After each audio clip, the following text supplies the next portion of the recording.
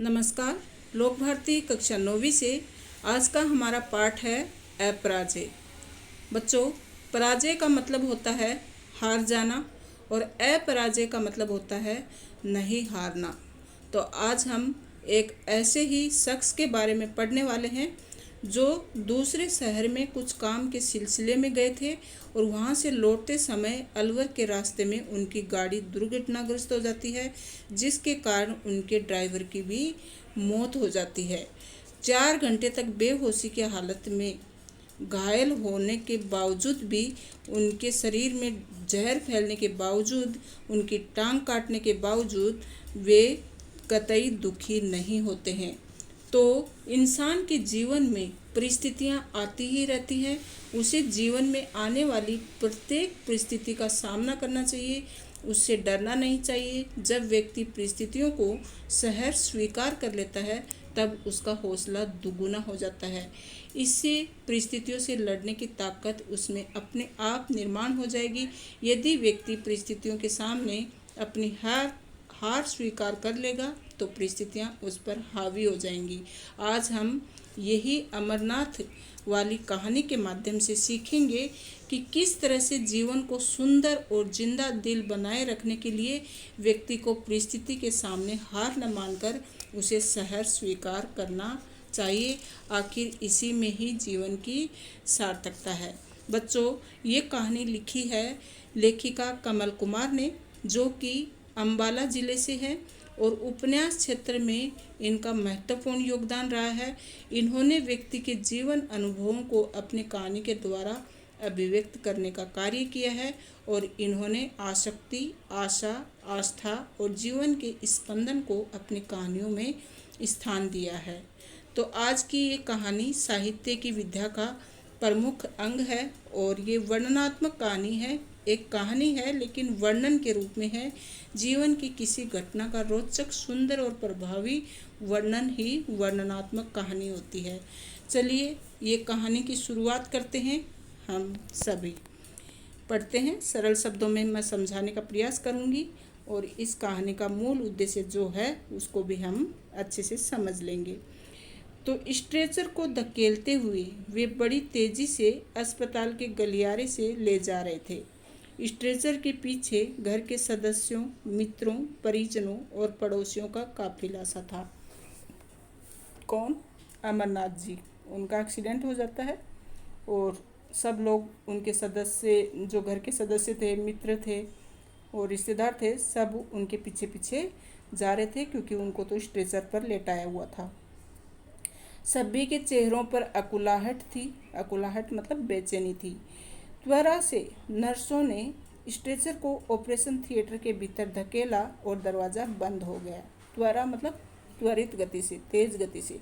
सभी बाहर रुके खड़े थे। अमरनाथ के परिवार के लोग परेशान थे। उनका बेटा अनिल बेंच पर मुंह नीचा किए बैठ गया। धीरज रखो, चोपड़ा ने उनके कंधे थपथपाए।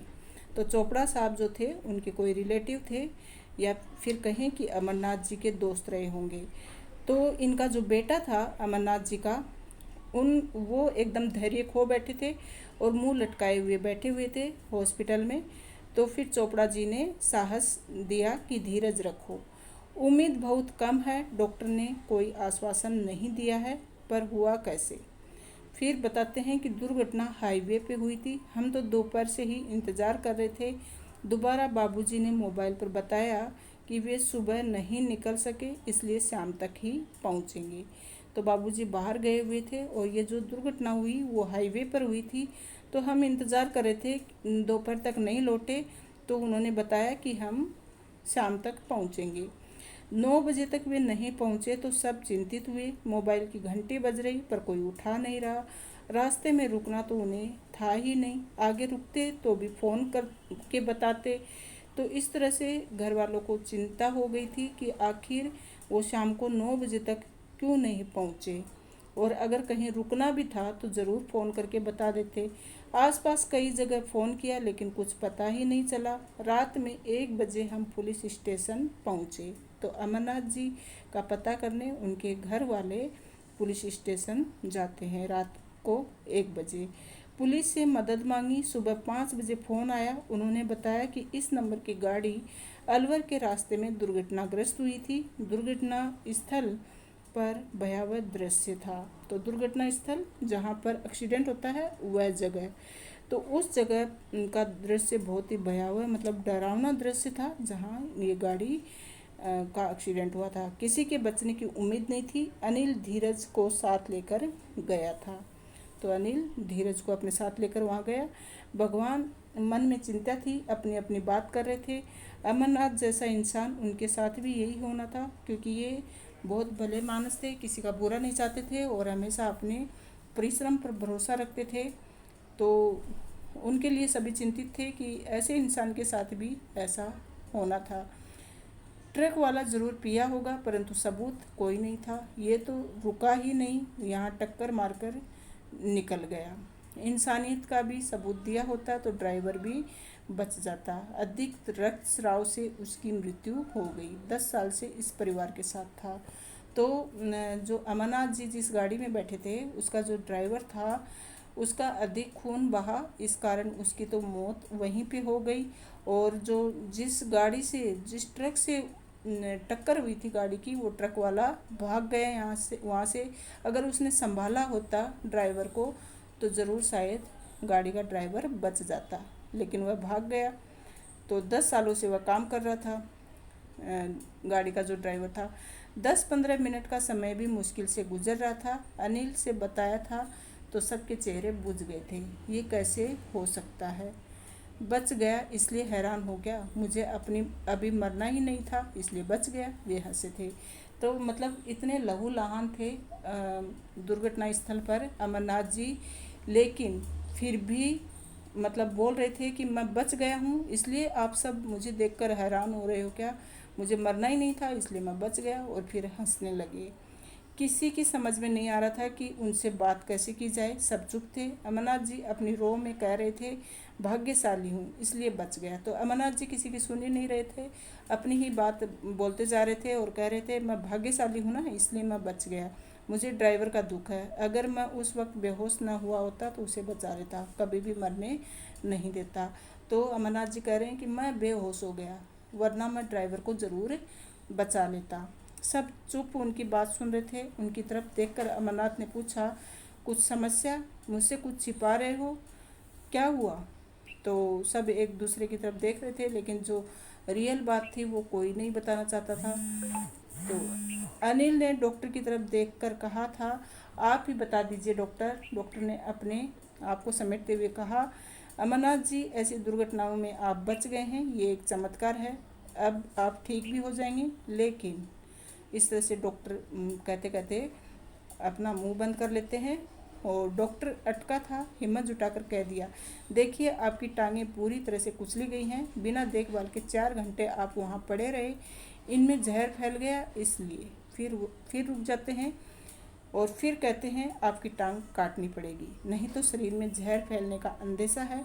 अमरनाथ ने अपने परिवार के लोगों की तरफ, फिर डॉक्टर की तरफ देखा और हंसे थे। तो फिर ये दूसरा वाक़या हुआ कि जब एक्सीडेंट हुआ तब भी वे हंस रहे थे परिवार की तरफ देखकर, और जब डॉक्टर ने उनको बताया कि उनकी जो टांग है वो काटनी पड़ेंगी, नहीं तो पूरे शरीर में जहर फैल जाएगा, तब भी वो हंस रहे थे। तो मतलब उनको बिल्कुल भी घबराहट नहीं हुई कि ये मेरे साथ क्या हो गया। टांग ही काटनी है तो काट दो। 60 साल तक इन टांगों के साथ जिया हूँ, खूब घुमकड़ी की है मैंने, देश में विदेशों में, पहाड़ों पर, समुद्र के किनारे, रेगिस्तान में, पठारों में, सभी जगह घूमता रहा हूँ। जीने के लिए सिर्फ टांग ही थोड़ी है, मेरे हाथ हैं देखो। और दोनों हाथ ऊपर उठाए थे, मेरा बाकी शरीर है। और खुलकर हंसे थे। डॉक्टर ने चैन की सांस ली।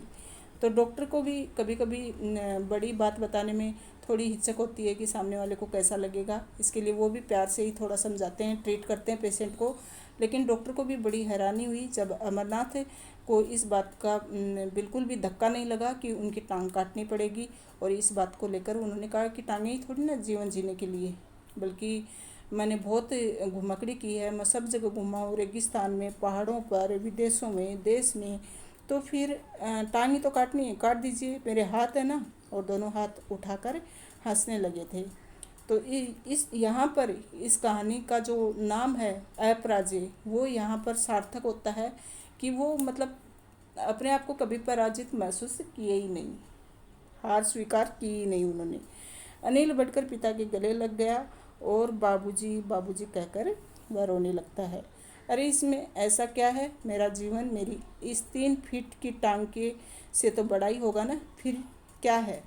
तो इस तरह से उन्होंने कहा कि ये तो 3 फीट की टांग है, इससे बढ़कर है मेरा जीवन। क्या मेरा जीवन इन 3 फीट की टांगों के बल पर ही थोड़ी ना है। फिर आगे क्या बोलते हैं, अमरनाथ की टांग कट जाती है और वे घर गए। एक स्वचालित व्हील चेयर उनके लिए आ गई थी, जिस पर बैठकर वे घर भर में घूमते थे। अमरनाथ के कहने पर घर में कैनवेस, रंग ब्रश और ईजल सब सामान आ गया। उन्होंने ईजल पर कैनवेस लगाया था। वे हंसते हुए कहते हैं, देखो वर्षों तक मैं चित्रकार बनने और चित्र बनाने की सोचता रहा, पर मुझे फुर्सत ही नहीं मिली। तो वो हार नहीं मानते हैं। और क्यों नहीं हार मानते हैं कि अगर वो घर में परेशान दिखाई देंगे तो घर वाले भी चिंतित हो जाएंगे। इसके लिए घर वालों को खुश रखने के लिए वो कहते हैं कि देखो मैं पहले चित्रकार बनना चाहता था, लेकिन मैं कभी चित्रकारी कर ही नहीं पाया और अब मुझे मौका मिल गया। अब मैं बैठा रहूँगा तो कम से कम चित्रकारी करने का मेरा शौक़ पूरा हो जाएगा। तो कैनवेस, कलर, रंग, ब्रश सब चीज़ें अपने पास मंगवा लेते हैं। घर आने के बाद मैंने विश्व भर में कला दीर्घाओं में विश्व के बड़े बड़े चित्रकारों के चित्र देखे हैं और सराहे हैं, पर जब भी मैं उन्हें देखता तो उन चित्रों में मैं अपने रंगों के लगाए जाने की कल्पना करता था, फिर सारा परिदृश्य ही बदल जाता था। तो मैंने बड़े बड़े चित्रकारों के चित्र देखे हैं और मैं सोचता था कि इन कलाओं को मैं अपनी कला के साथ जोड़ूं, इनमें कुछ और चेंज कर सकता हूँ, लेकिन सिर्फ कल्पनाएं थी, मैं कर नहीं पाता था। और आज ये मुझे मौका मिला है, तो ये सब नज़ारा अब मेरे सामने आने लग गया है। तो बच्चों इस पहले पार्ट में हम इतना ही पढ़ेंगे। इसके आगे वाले पार्ट में, दूसरे पार्ट में इस कहानी का दूसरा पार्ट कंप्लीट करेंगे। वीडियो अच्छा लग रहा हो तो लाइक ज़रूर करें और चैनल को सब्सक्राइब कर लें। 9th 10th 8th के सभी सभी कक्षाओं के सारे हिंदी के चैप्टर मैंने लगभग अपलोड कर दिए हैं, कुछ बाकी हैं वो भी हो जाएंगे, और ग्रामर से संबंधित सभी वीडियो भी डाल दिए गए हैं। तो आप बने रहिएगा, चैनल को सब्सक्राइब कर लें ताकि सारे वीडियो आप तक पहुंच जाएं। Thank you so much.